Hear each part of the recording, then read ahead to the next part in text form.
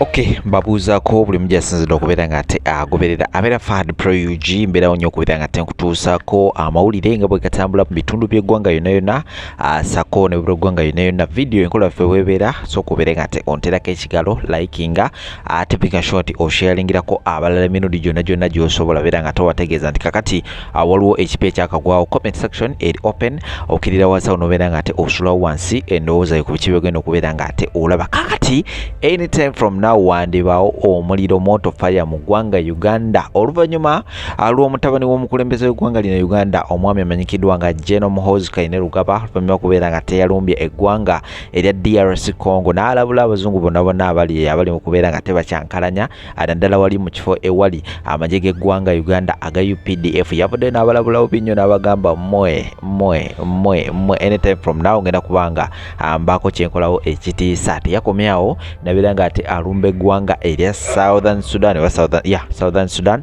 n'abalabula n'abagamba ebyo bimwerwanya mmwe kaninde omukulembeze ow'eggwanga erya America abeere nga ate ava mu kulayira mugenda kubeera nga ate mukakasa nze ani. Eggwanga lya Sudaani lyavudde ne libaako ekiwandiiko ekyenjawulo kye lyawandiise nga lisaba omuduumizi w'eggye ly'eggwanga Uganda omukulu General Muhoozi Kainerugaba mutabani w'omukulembeze w'eggwanga abeere nga ate avaayo amenyawo ebigambo ebyayogedde sinakindi abeere nga ate yeetondera eggwanga erya Sudaani wetwogera ssaawa eno omukulu tanaakubeera nga ate yeetonda era nga akyayimiridde ku statements ze ebyo byonna nga bikyali awo omukulu General Muhoozi Kainerugaba yavuddeyo n'abaako obubaka bw'ayisa ku mikutu gye egya social media naddala wali ku oba yali Twitter n'abaako omukulu gwalumba era ng'omukulu oyo yali mu kifo kye omukulu yali amanyikiddwa nga General Ereru gwate mumanyi ono nno yali CDF era nga kyajje yabeere nga ati akyusibwa okubeera nga ati afuuka presidential advisor ono nno ajjukirwa nnyo mu kulumba Kasese side eyo n'abeera nga ate ayokya olubiri lw'omusinga sako n'okubeera nga ate abantu abasoba mu 151 battibwa era nga oluvannyuma okubeera nga ate ebitu byabeerawo omukulu yava n'agamba ekintu kino nkikoze era sikyejjusa era ng'abantu abo abaali bamenyi b'amateeka kati nno eggwanga erya America sako n'ensi yonna yonna bava ne babeera nga ate bamuteekako obukwakulizo nga bagamba ntakkiriza okubeera nga ate atambula oba agenda mu nsi yonna yonna ey'omuzungu yoyo nno General Ereru omukulembeze oba omutabani w'omukulembeze w'eggwanga Uganda gwe yavuddeyo n'abeera nga ate alumbagana bubi nnyo wabukedde olwaleero General Ereru waliwo vidiyo erimu kubeera nga ate etambula era nga eraga nti yasobola okubeera nga ate addamu mukulu munne General Muhoozi Kainerugaba byonna gye binaggwera tubulakalira era zijja kubeera nga ate batuusako byonna embeera nga bw'eneetambula ngenda kusooka playingire akatambi kano osobole okubeera nga ate owulira General Ereru byasobodde okubeera nga ate addamu then oluvannyuma beere nga ate nkuzzaako mu parliament nayo yavuddeyo ne banga ate erumbagana bubi nnyo oba ekondeminga ebigambo by'omukulu General Muhoozi Kainerugaba nga bagamba ati asiga ekifaananyi kitali kirungi naddala mu ggwanga erya Sudan era nabo balina ebigambo bwe basobodde okubeera nga ate bayogera byonna ngenda kubeera nga ate mbikuzanyira awo tugattako mu butongole subscribe nga ka notification bell kakoneko kajja kubeera nga teekako alatinga buli nabadde se video awo tutudde Sheikh Ashraf musomi wa dduwa zizo namba z'essimu ziyitawo wansi awo ku sitika beera nga ate omunoonyi akajja kubeera nga ate akulombereddwa nawe obulamu bubeere nga ate butambulira ddala bulungi nnyo maidadi sana saidi endala Habib airport pickup nabo we bali nnyo okubeera nga ate bakukima ku kisaawe n'okubeera nga ate bakutuusaayo yonna yonna gye wandyagadde okubeera nga ate otuuka ate mu budde kambaterewo ensonga zino naye nga teweerabira abeera nga ate osulawo wansi awo comment yo ku biki ebigenda mu maaso gw'olowooza ki komawo temuvaawo. I am a senior presidential advisor.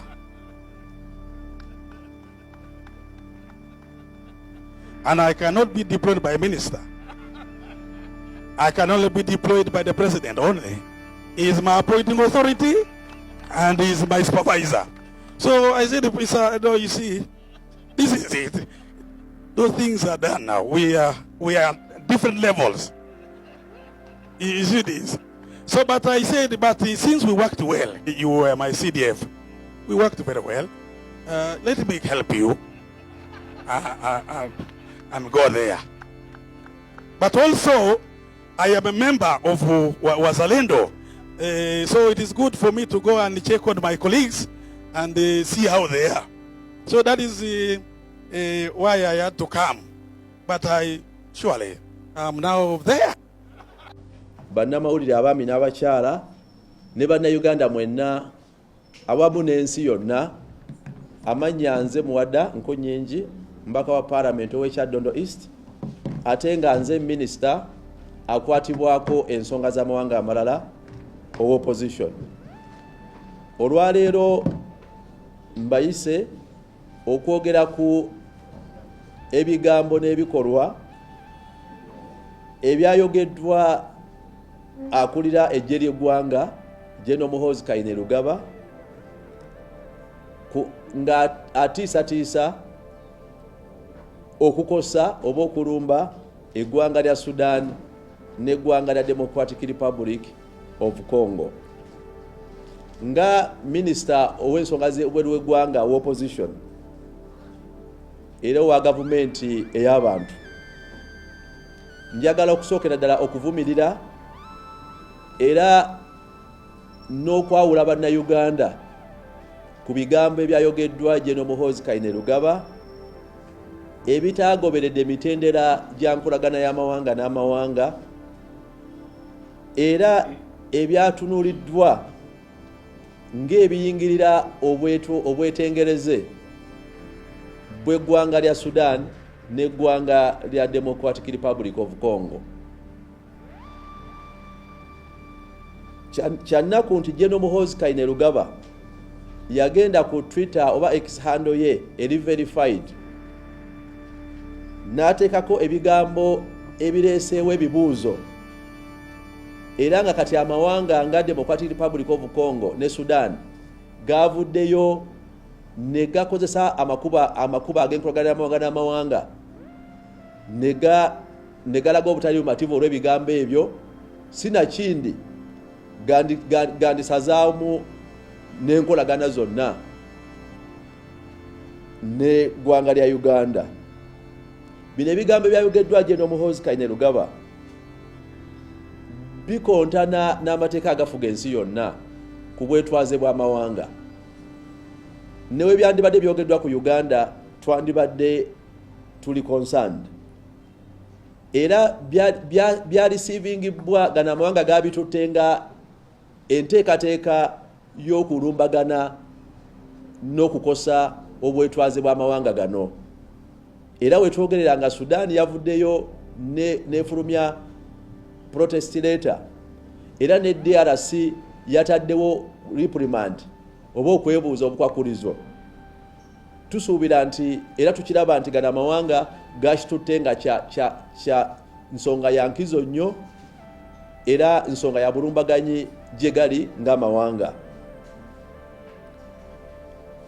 Okwanukula kwa Sudan ne Democratic Republic of Congo kwe baakoze kisobola okukoseza ddala bannayuganda abangi ennyo abawangaalira mu ggwanga erya Democratic Republic of Congo ne bannayuganda abangi ennyo abawangaalira mu ggwanga lya Sudan. Njagala okukikkaatiriza nti bannayuganda abawangaalira mu Democratic Republic of Congo n'abasuubulayo bali mu millions ez'abantu, kubanga twawula ensalosalo era bw'otunulira obusuubuzi ne volumu z'obusuubuzi zonna wakati wa Uganda n'amawanga amalala, obusuubuzi wakati w'eggwanga lya Uganda ne Sudan n'obusuubuzi wakati w'eggwanga lya Uganda ne Democratic Republic of Congo bubadde waggulu nnyo era nga buvuganya n'obusuubuzi bwe tulina n'eggwanga erya UAE. Kitegeeza nti bannayuganda abasuubulira mu Congo bangi, ng'oggyeko abo abagenda okusoma, abagenda okulambula, abagenda okukyala, abagenda okuyiga n'abalala. Kyekimu ne mu ggwanga lya Sudan. Buli we wabeerawo okukoonagana wakati wa gana amawanga, abagenda okukosebwa be bannayuganda abantu ba bulijjo, kubanga be badde bazimbiddwako obusuubuzi wakati w'eggwanga lya Uganda n'aga amawanga, ate nga bakikola ku lwabwe okuyingiza oba oliawo kye basobola okuyimirizaawo abantu baabwe. Tubadde tukyalwanagana era mu parliament mbadde nkireizinga enkya n'eggulo ng'abasuubuzi baagala DRC esobola naye okugyawo emiziziko gya visa nga DRC ekyaganye nga ina ensonga oba oliawo zeteeka ku mmeeza, nga tukyalwanagala kuba nti abasuubuzi ba Uganda abasuubula ne Sudan bafuna safe route oba bafuna n'obukuumi bwe baba bali mu mawanga gano gonna. Kati bwe kiyingirawo okuba nti ate gano amawanga gatandise okulaba Uganda ng'eteekateeka okukosa obwetengereze bwa gano amawanga, tukakasa nti abagenda okukosebwa be basuubuzi banna Uganda. Era kyannaku nti tutuuse wano nga gano amawanga eggwanga okufulumya ebbaluwa ey'emulugunya eba kyezzaako 1 kusazaamu nkolagana, ekyokubiri bw'olwo buli munnayuganda ajja kutandika okulabibwa nga mbega, ajja kulabibwa okulabika nga agenze okutuukiriza ebyayogeddwa Chief of Defence Forces, ekitegeeza nti bannayuganda bagenda kutandika kubeera ku dduka mu mawanga ago. Era nga minisita akwatibwako ensonga z'amawanga amalala opposition, njagala okubiriza Ministry ya Foreign Affairs ya Uganda ne gavumenti ya Uganda okuvayo bunnambiro okulambulula obaddala kituufu Uganda eteekateeka okutuusa obulabo bw'okukola obulumbaganyi ku ggwanga lya Sudan n'eggwanga lya Democratic Republic of Congo. Era etunnyonnyole olukusa baalugjeewa kubanga Parliament tennaba kuyisa lukusa olwo, era tetumanyi ebigambo bya Muhoozi abijjawa newankubadde tuteebereza nti alabika ayogera bibye oba ebyataatawe General Museveni ne si bya Uganda era si bya bantu ba Uganda. Twagala era njagala okusaba Ministry ya Foreign Affairs bunnambiro eveeyo emenyewo ebigambo ebyayogeddwa ebiri wabweru w'amateeka ebyayogeddwa General Muhoozi Kainerugaba, amawanga ge byatutte nga kyabulabe era kikolwa kya nteekateeka ya bulumbaganya eri amawanga ago. Ministry eveeyo bunnambiro yeetonde era emenyewo ebigambo ebyayogeddwa General Muhoozi Kainerugaba. Bwe wabanga Uganda erina enteekateeka erumbagana eggwanga eddala batubulire olukusa gye baalugje. Njagala okusaba gavumenti ya Democratic Republic of Congo ne gavumenti ya Sudan nti ebigambo n'ebikolwa byonna ebirabikanga ebiyingirira obwetwaze bw'amawanga ago nga bifulumizibwa abakungu mu gavumenti ya Uganda babitwale nga bigambo by'abo abakungu ne gavumenti n'abagikolera, si bigambo bya bannayuganda. Bannayuganda era ffe nga bannayuganda twagalira ddala okuwangala n'emirembe wakati waffe ne baliraanwa baffe omuli abali mu region ya East Africa ne baliraanwa baffe abali mu DRC n'abo bannansi ba Sudan bonna ffe twagala okuwangala mirembe ng'abantu era ng'Abafirika era ng'abannayuganda. Era ffe tulina essuubi eddene mu kuzimba enkolagana wakati w'emikago gya East Africa n'okuwangaala bulungi awatali kusoowagana. Ebigambo ebyayogeddwa General Muhoozi Kainerugaba bibye oba byataatawe General Museveni, si bya bannayuganda. Era twagala eggye lya Uganda erya Uganda People Defence Forces liveeyo bunnambiro litangaaze oba ddala kituufu General Muhoozi Kainerugaba nga CDF yabadde ayogera bigambo bya ggye era oba waliyo enteekateeka mu ggye n'ebirubirwa ebikosa eggwanga eddala lyonna, era batubulire bajjewo olukusa awatali lukusa lwa Parliament okuba n'ekigendererwa bwe kityo. Awatali ekyo twagala batunnyonnyole ye Muhoozi bamuvunaana ddi ku bigambo byavaayo n'ayogera ebikontana bw'alaba nga amawanga gavuddeyo ne gabikwestioninga n'atandika obigiriitinga naye nga byatambudde dda kubanga si ya controllinga Twitter. Bw'aba bwakirowooza akitegeere Twitter oba X si yagikontrolinga, buli kyateekayo kiba kifulumye kisigala kiri ku record. Era amawanga gatutte ensonga ezo nga ziri serious. Naye nga si gwe gusoose kyannaku neera kitukakatako nga bannayuganda bwe tuba twagala okuwangaala mirembe n'okufuna obulungi eri mbaliraanwa baffe, tulina ffenna okukolera awamu okulaba nga tutoleeza eggwanga lyaffe lidde ku nfuga ey'amateeka ne ku nfuga eteeka ekitiibwa mu institution n'enfuga nga abo abali mu ofiisi ez'eggwanga tebakola byabwe nga bantu wabula bakola ebyo bannayuganda bye batumye okukola n'ebiyisibwa mikutu emirambulukufu egiba giyisibwa. kyannaku naye bannayuganda abawangalira mu Sudan, bannayuganda abawangalira mu Democratic Republic of Congo ne bannayuganda abawangalira mawanga ga East Africa twagala obbagumya nti ffe nga opposition, ffe nga alternative government tugenda kuyimirirawo nammwe okulaba nga obulungi bwammwe n'obulamu bwammwe tebukosebwa, era tujja kusigala nga tusitula eddoboozi nga tuwakanya ebyo ebiruubirirwa bateeka mu bulabe, kubanga ebigambo bya General Muhoozi Kainerugaba bisobolera ddala okuteeka bannayuganda abawangalira mu Sudan n'abawangalira mu Democratic Republic of Congo mu bulabe, okuteeberezebwa nga abagenzi okutuukiriza oba oliawo ebiruubirirwa n'ebigendererwa General Muhoozi byayogedde, so nga bambi bangi baliyo mu busuubuzi, abamu bagenda kusoma, ate baliyo ng'abantu abagenda okweyiya tebalina kakwate konna na bikolwa bino. Era twagala okusaba amawanga ago gayawule ebigambo bya Muhoozi n'ebigambo bya ligimu eno ku bigambo n'ebiruubirirwa ebya bannayuganda. Mwebale nnyo. Kwegatta ku muntu yenna atwala ebigambo bya General Muhoozi Kainerugaba bya postinga nga bwasangula ng'ebiriko akakwate n'eggwanga eddala lyonna eryetengeredde, kubanga agamawanga galina enkola mwe gayitira ocommunicatinga position yago. Era eggwanga lya America lina ambassador mu ggwanga lya Uganda. Bwe wabanga waliwo America kyeyimiriddeko mu foreign policy values zaayo nambulukufu bulungi, nze era nandibaddeawo manja Ministry ya Foreign Affairs okuba nti etuwa ku communication efaanana bwetyo. Naye wetwogerera eggwanga lya America lyetengeredde lyokka, ate ne President Trump gwe twayozaayoza okuwangula tannaba kuyingira office, era communication z'entongole ajja zoogera, naye nga mu campaign manifesto ye yonna yatunulira okuleetawo ensi ey'emirembe. Era ono General Muhoozi kweripa ku bantu, ebigambo bye bya nsimattu tebisobola kukiikirira gavumenti ya America oba mukulembeze wa America yenna,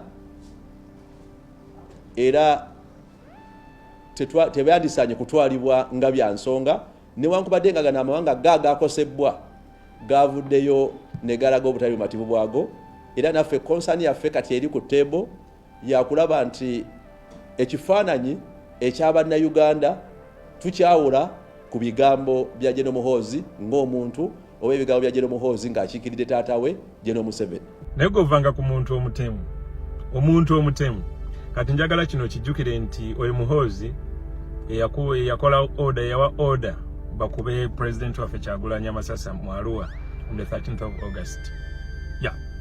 Yawa order bamukuba amasasi bamuttirewo, naye nga bobimanyi tewana omwe alina buyinza ku bulamu bwa muntu.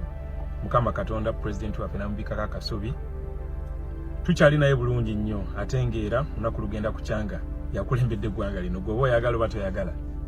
So bategamba ovanga ku muntu omutemu baba tebalina mitima, baba kyeba kati ngena nentunulira bano ababakolera, oli nalowooza mbu oba wanaakola ennyo agenda mu saako yawe babeeremu. Bro, nowonaakola otya? Kati gwe tunulira Peter ero yewanaawo nawooza mbu simanyi is the one above the law, simanyi waliwo video ya trending mabega kaawo ng'ayogera yenna eno yinza okugamba yenna nnyini nsi, ne bamubuuza ekibuuzo nti kati gwe jjaaji lwaki walina okubanga ottabusa abantu abo nti nza my own judge weenaamu simanyi biki, yenna ng'oyinza okugamba nti ye Katonda. Naye nga toli mu bbo, nga toli omu ku bbo, n'onaakola otya? Tosobola. Ate gwelindako tunaba tubatwala entyaji, ojja kuwulira. Gwelindako obulinzi otunaba nga tuli batwala entyaji, kuba yagala gana kiza lekayo olwo lunaku lugenda kukya. Bonna nga buli omu anoonya waddukira. Gwe engeri abasajja bano gye batulugunyizaamu bannayuganda, omanyi baganda baffe gwe babuzizaawo. Walabye ekyabadde Syria, kati nno ne wana ewaffe Uganda bwe kiri. John Bosco Kibalama manyi we yawambibwa 2019 on the 3rd of June up to today. Muzei John Damulira n'abalala bangi nnyo. Of course abamu babatirimbula ne babatta naye abamu bakyaliyo. Eyo mutocha chambers eyo bakyaliyo. Bwe kyonna koma bakyaliyo. Buli dictator yenna avaako kiwalabye Syria kitera okubeerawo mawanga ag'enjawulo. So tulowooza nti no byanjawulo nnyo ne wane waffe Uganda. You know, naye badegamba gwerindako olunaku lwetugenda okubeera nga tubatwala entyaji era tugende mu maaso nga tulikolerera kuba that's the only solution. Yagala gana akkiriza leka, that's the only solution. Okujjako Museveni wamu ne system ye yonna. Temudda muono bujwanga simanyi bano ba political opportunists and dealers musimanyi tugende Museveni kudiru ki beyatta abazeewo. Tusobola okukomyawo obulamu bwa Franka Senteza, tusobola okukomyawo obulamu bwa Dani Cheyune, tusobola okukomyawo obulamu bwa Lita Nabukenya, tusobola okukomyawo Kasirye Ashraf oli nyini nga n'abakubi ssasi ku mutwe, tusobola okuzaawo obwa Sweet Pepsi, tusobola okuzaawo obulamu bwa Bono Mara, tusobola okuzaawo obulamu bwa Ziggy Wine. Nwentandika obamenya abantu bano bebasse in just a span of over since His Excellency Kyagulanyi Ssentamu flipped the script of this country's politics. Bayitirivu nnyo. So yenna afuguma n'akwata microphone musimanyi tugende ne waliwo abantu abanyiiza n'omutunulira n'omuntu ene gukuluma man. Abalungi abatuuliriza era abatulaba olunaku olwaleero tukyaddeko ewa Sheikh Ashraf Dembe. Sebo sanyusa okubalaba. Amannya agange Seeka Ashraf Dembe akola ku bizibu by'enjawulo. Omuntu singa aba alina ebirwadde musomereddwa tunywa amazzi ga lukuya nga bw'obadde ogalaba, tugenda abantu ku kyoto ne twokya emizimu emibi egibabaamu n'okulomba edduwa. Abantu singa abeera ng'ali wano atuuse sobola okumulombera edduwa, ne waba atatuuse nga mpadde amannya ge naye ng'ali wala. Neetaaze enamba yange yeno eri 0701763711. Namwe bannyinaffe abali ebweru oyagala okuba nti oyagala okulombera ku dduwa ng'olina ebizibu visa zibuze, amaka gakolongotana, sente zikola zimpita mu ngalo, ojja kumpeereza ekifaananyi kyo n'amannya go, ebyo byokka bijja kummala, nja kukulombera edduwa ojja kutereera. Olunaku olusembayo mu mwezi mba n'edduwa eyawamu ffenna n'abalwadde bange abakadde n'abapya. Salaamu alaikum warahmatullahi wabarakatuh.